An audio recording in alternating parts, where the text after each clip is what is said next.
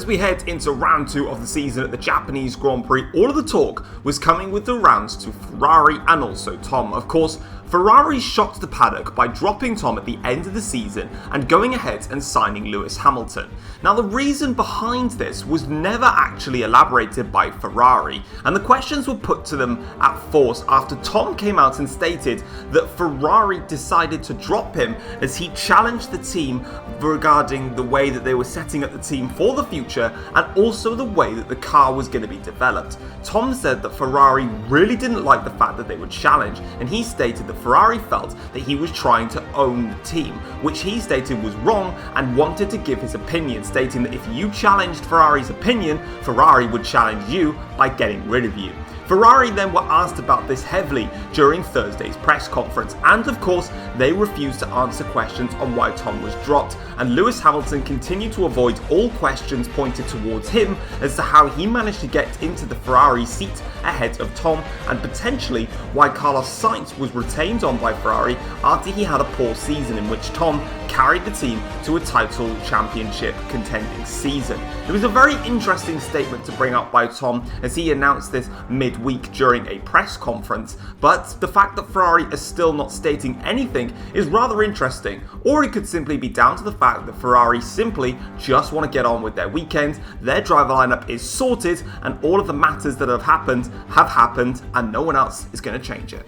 Taking a look at the race news then as we head into the Japanese Grand Prix, Ferrari and Audi traded the fastest times in practice as they looked to try and gain momentum in the title race. It was Mercedes-Benz though that struggled a lot in the practice sessions. They lost a lot of track time, especially with Sergio Perez, due to sensor issues which they had to constantly fix on their cars. Toto Wolff says that hopefully they've got to the bottom of these sensor problems, but it has definitely affected them as they head into the race weekend.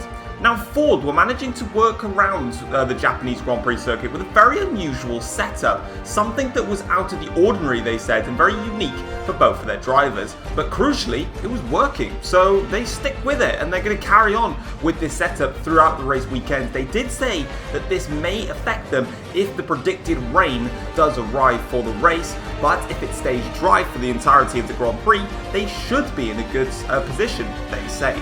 Someone that's not in a good position are Renault. They say that they are over 0.6 of a second per lap slower than the competition in Sector 1 alone. Sector 1, of course, is the S section with lots of chassis work and aero work needing to be done on the cars through there. Of course, Renault has very much struggled in that area as they wait for their developments to come into the fray. But their power unit does mean that they're able to gain back a lot of time, specifically in Sector 3 and on the start-finish straight. So as long as they can keep up with their rivals in the sectors where they're slower, when it comes to the straight line, they'll have no problem in getting past them.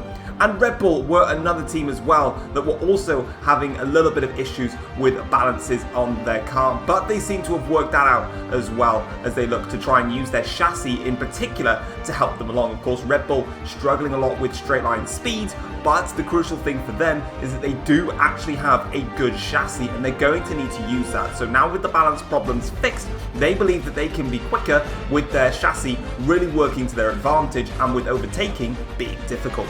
We'll soon find that out though. Let's get into the race for the Japanese Grand Prix. Hey, how's it going, guys? It is Foxydude here. Welcome back to another episode of the F1 Journey for you guys today here on the channel.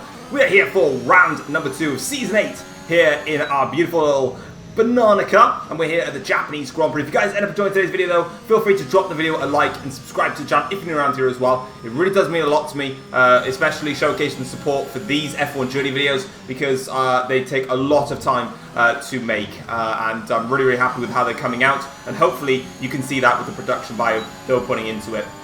Here though, in qualifying then, our first lap is a 122.851, but it was actually a really poor lap. Also, I wanted to get rid of the bollards in the final chicane, so I knocked those out of the way. Second lap though, here you can see that we're currently half a second up on our best lap time so far, and as we take our way down towards now the final corner here, across the start finish line, it's actually a purple final sector, but only good enough for P8, even though we found 0.6 on that lap. And as you can see, we're currently only in P17, so we need a better lap here if we're going to get further up the order. Of course, Japan is a very difficult track for the player, and it's much stronger for the AI, so we're up against it here, and let's see how we get on then as we take ourselves up Board for a full lap here at the Suzuka circuit. Then in towards turn 1, went a little bit wide through there, lost some time, but I'll gain that back on the exit now as we go through the S's here in 6th gear, drop it into 5th then for the first part of the S's, and then once again multiple shifting really, just changing between 5th and 6th gear, finding what's good as we try and work with the balance of this Renault, which is not that good in terms of its chassis and aero performance there. Coming into the first Degner now, we were able to go flat out at 8th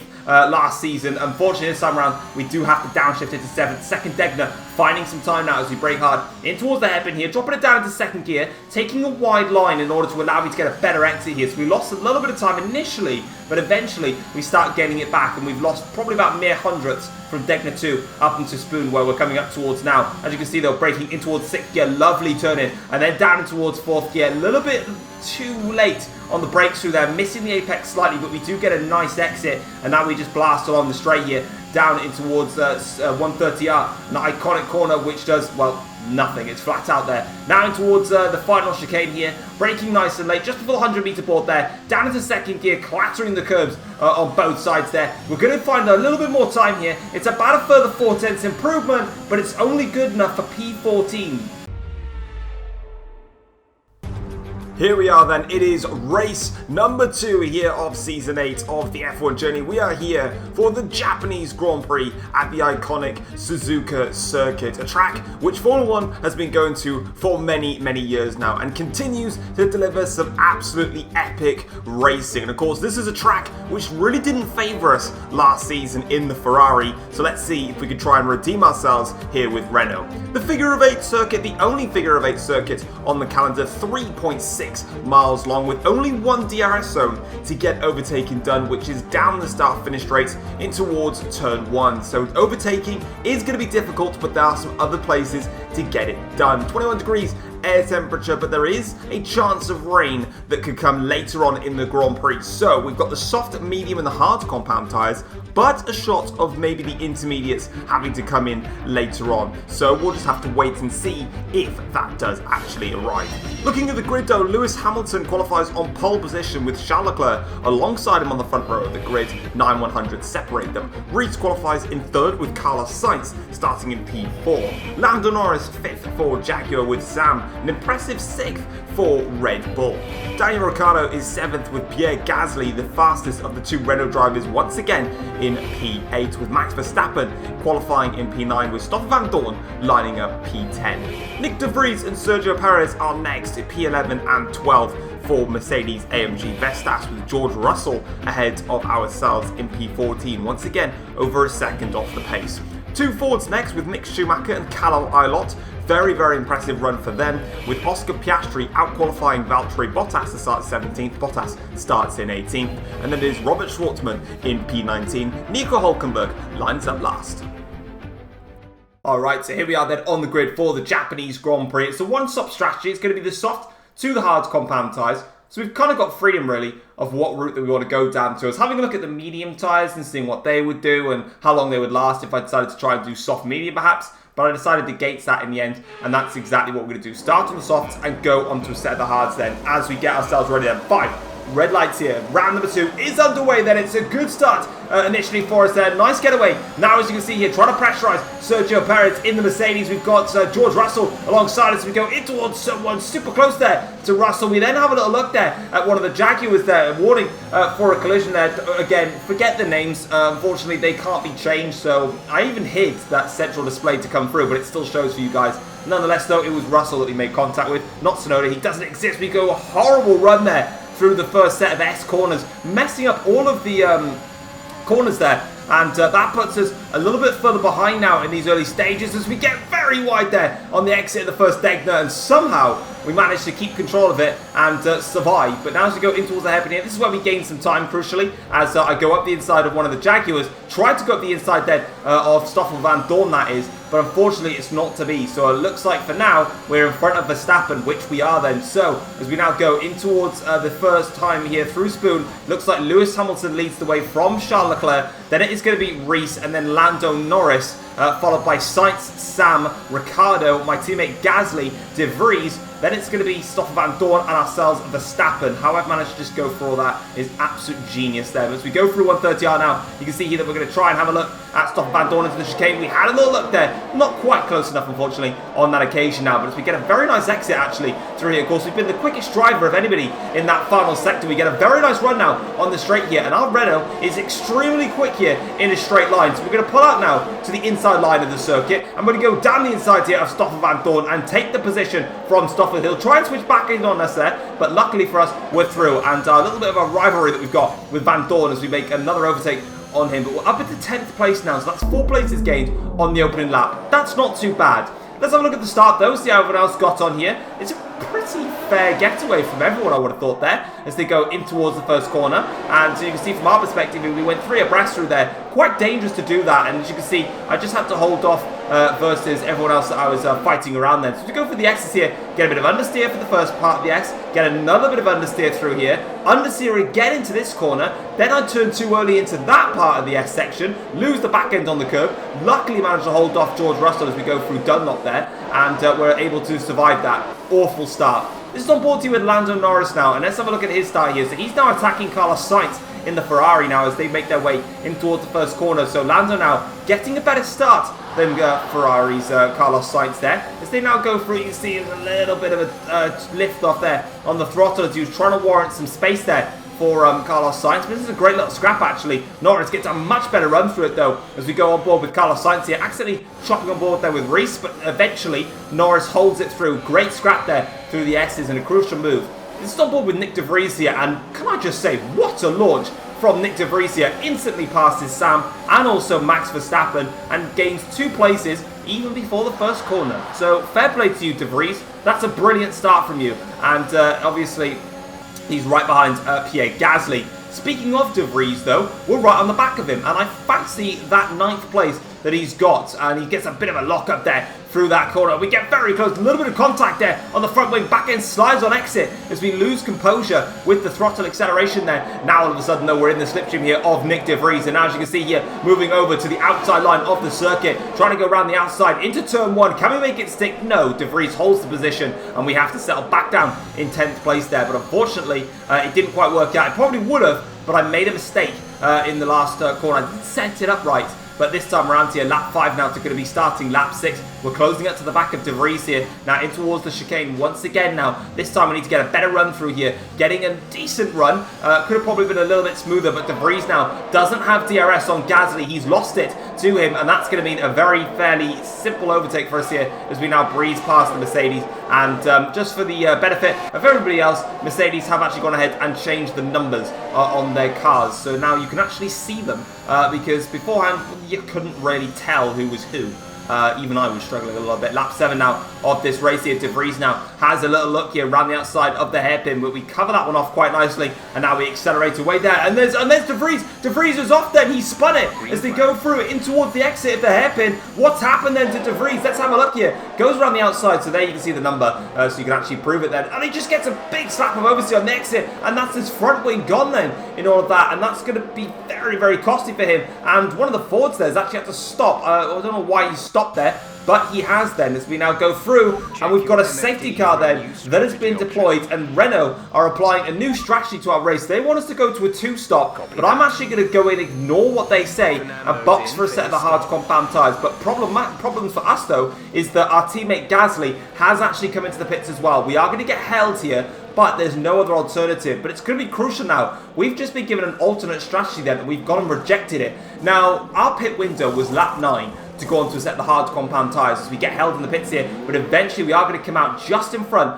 of Max Verstappen there in the Jaguar, and then we've lost a position then to Sergio Perez and also to Stoffel Van Dorn. But as we see now, having a look at some of the drivers coming out there, Perez doesn't look like he's on the hard compound tyres, so he's going a different way to us. He's going to go soft medium, but our pit window is lap 9, start of lap 10. By the time the safety car comes in, it's going to be around about lap 9, lap 10 anyway. So all we're going to have is maybe 1-2% of tyre wear because we'll be under the safety car. So for me, it was a no-brainer. If I can get away with doing one less stop, hopefully I can hold off the opposition behind me and convert this into a brilliant strategy. But as you can see then, we're going to get back racing once again. Can confirm Sergio Perez ahead in the Mercedes does indeed have the soft compound tyres on. Crucial now is who else has got the soft tyres on. You would be able to see that if I had the names enabled, but like I said before, there is no names mod that currently works that I've seen, so I can't actually showcase that. So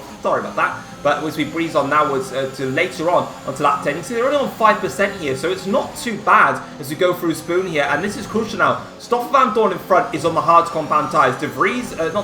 Perez is on the soft tyres, and it's holding him up. Now as we get a great run here through towards 130R, we're going to go towards the inside line here on Sergio Perez now. Make this move stick. A beautiful move there on Sergio Perez. Now we've got Vandoorne in front of us. Going to go around the outside here, clip a wheel on the grass, lose the back end slightly, but we get the run here on Stoffel, and now we're going to get through. But Vandoorne fights this one back again, once again going onto the grass, but we enable some more of our ERS, and we're back ahead now off Stoffel Vandoorne into 9th place now, as there's a good scrap going on up ahead. We are going to defend the position though against Stoffel Vandoorne, and we do stay ahead and up into 9th place now in this Grand Prix, making good gains in this race now. So on board here, lap 11 of the Grand Prix with Sam then in the Red Bull. He's under pressure here. He is on the hard compound tyres. Gasly, our teammate, is on the soft tyres. Also the McLaren of Ricciardo is on the soft. So a couple of them, it's a very mixed grid then. So once again, lots of drivers going different ways on strategy. Some are going for the 2-stop, some are going for the 1-stop. Let's see who pays off later on down the line here as Sam gets a fantastic exit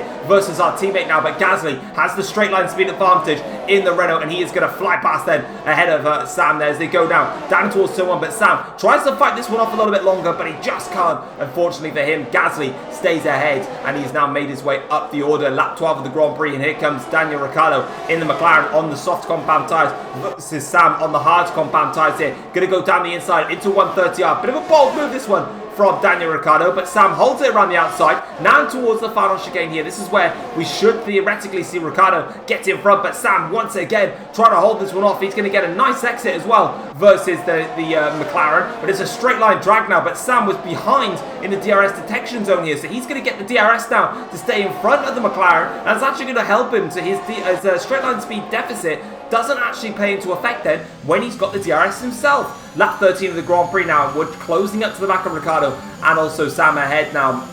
So we hopefully can try and make a move, but we don't need to make a move because Sam's got a problem with Honda's home Grand Prix here in Japan. There is a problem for Sam, and he was on the right tyres as well. The hard compound tyres, well, I thought they were the right tyres anyway, that's why I went onto them. But he's out of the race then, and that's a big blow for Red Bull and also for Sam as we go on to the end of lap 13, starting lap 14 here. This looks to be one of the Audis. George Russell then going around and getting past Sergio Perez, but he is on the soft compound tyres. Now as you can see here, back on board with Stoffel Vandoorne, lap 15 to start lap 16. Again, George Russell making a charge up the field here, and as you can see now, he's going to blast his way through, but this is not working well for George Russell because none of us two here, there's me, there's Vandoorne, we don't have to stop again. Russell needs to stop again in this race, and that's really going to cost him. Russell now right on the back of me here, but as you can see now, we're going to go towards the start finish line here. George Russell now comes into the pits here to make his second stop of the race.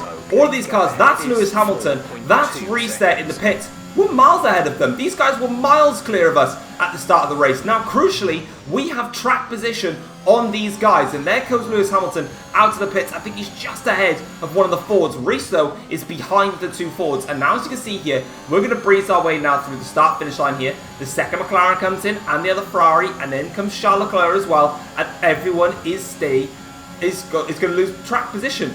The next guy ahead of us now, who's in the lead of this race, is Lando Norris. I can confirm Lando Norris is on the hard compound tyres. He is going to the end of this race, so we're currently in a net P2, which is fantastic for us now. On board here with Reese, who's trying to attack the Fords now, get back up the order. He's on board here, attacking Callum Ilott down the inside in towards 130R. Now down towards this final chicane here. The guy that seems to be on the outside line, so in this case Ilott, tends to get the better run through here, and that's exactly what's happened. Ilott flies on through, but Reese here gets a sensational drive. Both of them have got DRS on this straight. Reese should have the measure of Callum Ilott down the straight, but it's going to be nip and tuck. That Ford is pretty nippy in a straight line, but round the outside goes Reese. A little bit wide there, but he's through ahead of Callum Ilott. No battles there for him. That base in the Grand Prix. Stoffel Vandoorne all over the back of us once again now. As we go in towards the hairpin. We get a little bit of a whack then from Vandoorne there. And that was a little bit naughty from Stoffel Vandoorne. Missing his braking point ever so slightly now, but as we try and press away here, under a lot of pressure here from Vandoorne, Perez, Verstappen, Hamilton is also closing in on us lot, so we need to be careful here, but crucially, have a look at the mini-map in the bottom right there. That little tap that Stoffel Vandoorne has done to the back of our car has cost him. He's got front wing damage now in this race, and in this F1 journey, these cars are rapid through the corners, so any bit of front wing damage will cost you way more time than it would in the regular vanilla F1 cars. Verstappen though gets himself ahead of Vandoorne and also Sergio Perez. Lewis Hamilton then here on lap 18 to start lap 19. He's got Charles Leclerc on the back of him now as they close up to the back of the two Mercedes and also the Jaguar here. But here goes Charles Leclerc now with the DRS. Hamilton's got DRS though in towards turn 1. Perez there is pressuring Verstappen now, but we're concentrating on this battle. This is a crucial fight. What could be two title protagonists. You never know in the F1 journey, but as they go for the S section now, Hamilton here tries to get through and stay in front. There's a little bit of back end slide from the two of them now as they go through towards Dunlop curb here. Who's going to come out on top? Lewis Hamilton does. He stays in front of Charles Leclerc for the time being, but it's super close between those two, and I guarantee you Charles Leclerc will try and come back at him for another attack here. Speaking of drivers on the attack, we've got Reese here, who is once again battling another Ford car. This time it is Mick Schumacher in the Ford as he goes around the inside, or down the inside, should I say, of 130R, and he is now just about ahead. But as they go in towards the last corner here, this is crucial. Mick Schumacher actually got the DRS then because he was behind him in the detection point. So as Reese then loses out in the chicane, there's nothing he can do here. Mick is going to go ahead, and he's got to watch his back here because Callum Ilott has got DRS on Reese now. He needs to be careful here. So if Reese is going to make this move, he's got to make sure he does it properly. Lap 19 of the Grand Prix, we're back on board here with Charles Leclerc, who's once again charged up his battery. He's going for an attack here on Hamilton, down the inside and towards turn 1. That's very close between the pair of them now. Once again, Lewis Hamilton tries to hold this around the outside. Leclerc tries to shove him wide. Once again though, these cars sliding around though as they go through the S section once again here with these two drivers now. Back end slides between Leclerc and also Lewis Hamilton through towards Dunlop curb. This time, will Hamilton hold him off? Not quite. Leclerc's got a little bit of a tyre there that helps him now. In towards Declan 1. Leclerc's got the better overspeed. Down the inside goes Charles Leclerc. He takes the position from Lewis Hamilton. A massive overtake,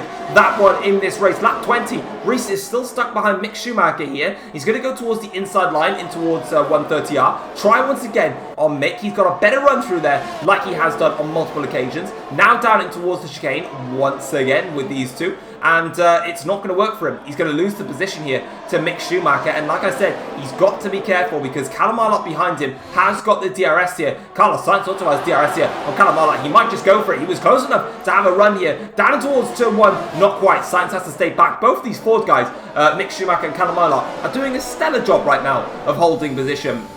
As we're on board here with Reese once again now, lap 21 of this Grand Prix. He is on the back of Mick Schumacher, down towards 130R. The McLaren's got better straight line speed. He's got better run through 130R every single time here, but he can't make the move stick as he's going towards the chicane. Now he's going to have the inside line for the second phase of the chicane. Mick Schumacher swoops around the outside. That's cost Reese badly. He's not going to get DRS here. Who's going to have DRS though? It's Ilott behind. Ilott now goes for an attack here on Reese. He's got more than rights to do this. Sainz now tries to go to the outside. Reese covers that one off, but Callum Ilott gets back ahead of Reese in this Grand Prix. That's a beautiful overtake there from the Ford driver as the rain now is starting to fall. You can see it on the cameras. It was scheduled to rain later in this race and it is now starting to do so, making the track conditions ever more slippery for these drivers, including us up ahead now. As you can see, Reese has a little look at Callum Ilott, but this time he doesn't go for it into the chicane. He's going to wait and bide his time. He'll have the DRS though to try and attack Callum Ilott, but Ilott has got the DRS off of Schumacher ahead. So if Reese wants this one, he's going to have to use all of his battery to do it, and on that occasion it's not going to work for him. Lap 23 though of the Grand Prix. Reese now is going to try what he's been doing all race long really, down the inside of Callum Ilott into 130R and now in towards the chicane once again here, down the inside now for Callum Ilott. Reese is going to have the second part of the line to himself, but it doesn't work though. Once again, it's not paying off for him, but crucially, Reese was in the DRS detection zone of Mick Schumacher ahead, so he's going to get DRS here on this straight to compensate for that. The McLaren is slippier in a straight line with these weather conditions getting worse here. Reese goes around the outside of Callum Ilott. Can he make this one stick? Yes, he can. He's back in front of Callum Ilott in this Grand Prix. Now he can chase after Mick Schumacher, and you can see the pace that Reese has got. 1 lap later, look how far ahead he is of Callum Ilott. But these two Fords are doing a sensational job of holding position, and this is crucial in the battle between themselves. You can say themselves, Aston Martin, and also Porsche, because they're the 3 teams that are really not as quick as everybody else at this stage of the season. We're only in round 2, remember, and if they can just hold on to this will be points on the ball for them early on. But as you can see here, Reese tried it on Mick Schumacher, and Schumacher managed to fend him one off. And now as they go towards 130R, this is take number 57 probably of these lot. Now Reese though doesn't go for it into 130R. He backs off this time as Sainz there isn't backing off into 130R. He's trying to go for it on Callum Ilott in towards the chicane, but Callum is going to hold the position as Carlos Sainz is not going to get a good run. But this time now, Reese has DRS. He's played it smart this time. It's taken him a long time to figure this one out, but crucially, this time around, lap 26 of the Japanese Grand Prix, down the inside he goes, carries a little bit of overspeed, goes a tad wide, has to cover off Schumacher. Schumacher tries to go for it in towards the S section, but the track conditions are just getting worse. Gasly has also got past Sainz in the background there, so fair play to him. But now, up ahead now, this is the battle for 3rd place in this Grand Prix. Charles Leclerc is going to go for a run here on Max Verstappen into 130R. Leclerc, though, tries it on Verstappen. It's not going to work. There's us ahead in 2nd place, just holding the fort right now. Not really being challenged by these 3 cars, which I would have expected, really. But there you can see is Charles Leclerc struggling to get past Verstappen, and that's cost him because he's now got Hamilton on his back here, head towards turn 1. He's got DRS. Hamilton goes to the inside line. Leclerc's got to defend the outside line here in towards the 1st corner. Who's going to come out on top, though? Will it be Leclerc? Will it be Lewis Hamilton? Leclerc swoops around the outside. Lewis Hamilton, though, gets a little bit of oversteer in these slippery conditions, and he doesn't make it stick here. And onto the last lap now of the Japanese Grand Prix. We're still in 2nd place here as we're trying to make this one-stop strategy work. The track conditions are still super slippery, but up ahead, here he is. Lando Norris wins the Japanese Grand Prix. What a brilliant race from Lando. He did the one-stop just like we did, and he wins the Grand Prix here in Japan for his 1st win of the season, his 2nd for Jaguar. For us, though, it's a sensational drive from 14th on the grid. We're going to come across the line to take 2nd place. Verstappen is going to finish 3rd for a double Jaguar podium. Leclerc 4th. Lewis Hamilton then coming across the line in P5 then. But as you can see, here is the classification then. So it's Lando Norris that wins this Japanese Grand Prix. He won it by 16.6 seconds in the end. He absolutely dominated proceedings here, and he went on the right strategy, just like we did. We did the one-stop strategy after the safety car came out, and it was the right thing to do. We finished in 2nd place. We didn't have the pace to keep up with Lando Norris. Of course, that Jaguar is much faster than us, but we did a great thing anyway. Verstappen did 3rd. Obviously, we knew Leclerc and Hamilton finishing 4th and 5th. Reese finishing down in P6. He had a bad race, actually, after his 2nd pit stop. Of course, he was much slower because he was towards of Schumacher and Ilott. That is a beautiful day for the 2 of them, getting themselves a double points finish. Gasly, our teammate, finishes in 9th with Sainz down in P10. Lewis Hamilton picked up the fastest lap with a 1:22.9. Looking at the 2nd half of the table now, George Russell finishes in P11. It's been a rough start to the season for George Russell. He's just not been able to work with the Audi car like he did last year. Sergio Perez finishes in P12 for Mercedes, ahead of Daniel Ricciardo in the 2nd McLaren car. Bottas 14th for Porsche, ahead of the 2 Aston Martins of Schwartzman and Piastri, and Dorn finishes down in 17th. He was on course to finish in P3, potentially, but of course he damaged his front wing by going to the back of our car, and that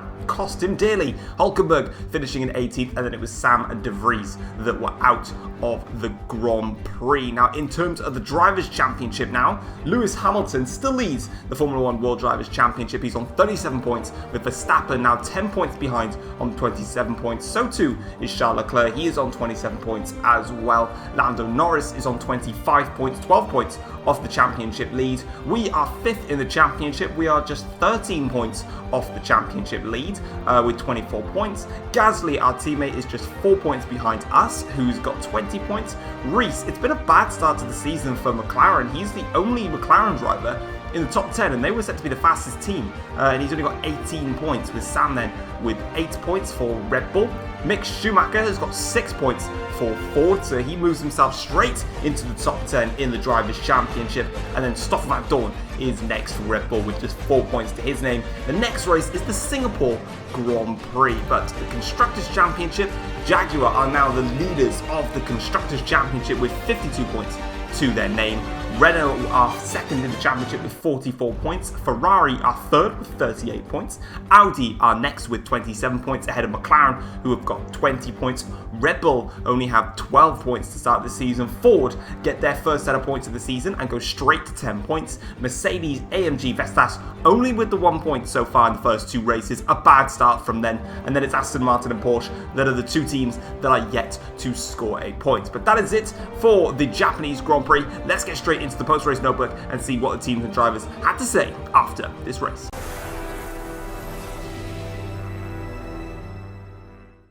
Taking a look at the post-race notebook then, Lando Norris wins the Japanese Grand Prix for Jaguar, his second victory with the team. Tom managed to hold off Verstappen, Leclerc and Hamilton to take home second place. Verstappen ended up finishing in the final place on the podium, with Leclerc and Hamilton just missing out on that area. Reese was left angry with himself after wasting his opportunities to pass the 2 Fords. Reese was one of many drivers that went for the 2-stop strategy when the safety car came out. It left him behind both the Ford drivers and he struggled to get past them. Eventually, he managed to get the job done, but he spent a long time stuck behind them, and he claims that he wasted his chances and kept making the wrong decisions, which he thought were right at the time. Lando Norris believes Jaguar can take the fight to the top teams, specifically Audi, Ferrari and McLaren, after his victory here at the Japanese Grand Prix, and he said that as soon as there are any mistakes that creep in from those teams, they are ready to pounce. He believes that Jaguar have got a very good race car underneath them, but he does believe they still need to do a bit of work in qualifying trim, so hopefully they can try and sort that out. And Renault have praised Tom after he made the right call at the Japanese Grand Prix when the safety car came out. The team stated to Tom that he was to make the pit stop and go on to a 2-stop strategy, converting from what they said was an original 1-stop strategy plan. However, Tom rejected the call to go on to the 2-stop strategy, stating that the 1-stop was the best option and he could make use of that option. And he did just that, managing to come home in second place and proving Renault wrong.